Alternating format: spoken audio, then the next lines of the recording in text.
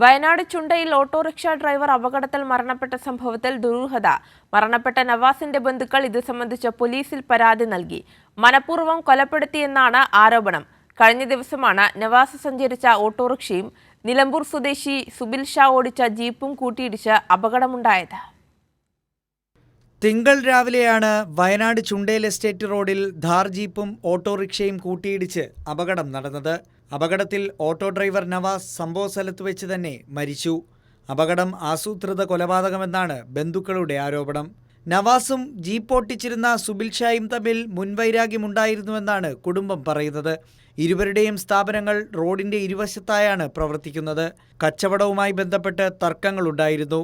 വാഹനവുമായി കാത്തുനിന്ന സുബിൽ ഷാ നവാസിനെ വിളിച്ചു വരുത്തി വാഹനം ഇടിപ്പിക്കുകയായിരുന്നു എന്നാണ് ബന്ധുവായ റഷീദ് പറയുന്നത്. അന്ന് തന്നെ ഇതിന്റെ ചെറിയൊരു സൂചന എനിക്ക് കിട്ടിയിട്ടുണ്ടായിരുന്നു. പക്ഷെ ഇത്രത്തോളം ആവുമെന്ന് നമ്മൾ അറിഞ്ഞിട്ടില്ല. പിന്നെ ഇത് കഴിഞ്ഞതിന് ശേഷമാണ് പല സുഹൃത്തുക്കളും ഇത് പറയുന്നത്. ഇങ്ങനെ പിന്നെ ഇതിൽ ഒരു ഗൂഢാലോചന ഉണ്ട്, ഗുരുതരമായ എന്തൊരു പ്രശ്നം ഉണ്ടായിട്ടുണ്ട് എന്നുള്ളത്. അതിന്റെ ഭാഗമായിട്ടാണ് ഇത് സംഭവിച്ചിട്ടുള്ളത്. സുബിൽ ഷായുടെ ചുണ്ടേൽ ടൗണിലെ ഹോട്ടൽ നാട്ടുകാർ അടിച്ചു തകർത്തിരുന്നു. സംഭവത്തിൽ അന്വേഷണം വേണമെന്ന് CPIM ആവശ്യപ്പെട്ടിട്ടുണ്ട്. ബന്ധുക്കളുടെ പരാതി ഗൗരവമുള്ളതാണെന്ന് നാട്ടുകാരനായ ഹരിശങ്കർ പറയുന്നു.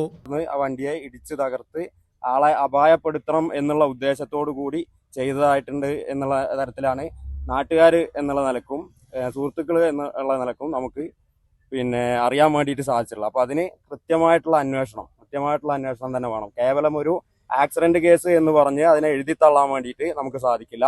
അതിന് കൃത്യമായിട്ടുള്ള ഒരു അന്വേഷണം തന്നെ വേണം.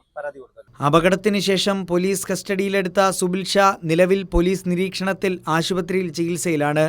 ബന്ധുക്കളുടെ പരാതി ലഭിച്ചെന്നും വിശദമായ അന്വേഷണം നടത്തുമെന്നും വൈത്തിരി പോലീസ് പറഞ്ഞു. കൈരളി ന്യൂസ്, വയനാട്.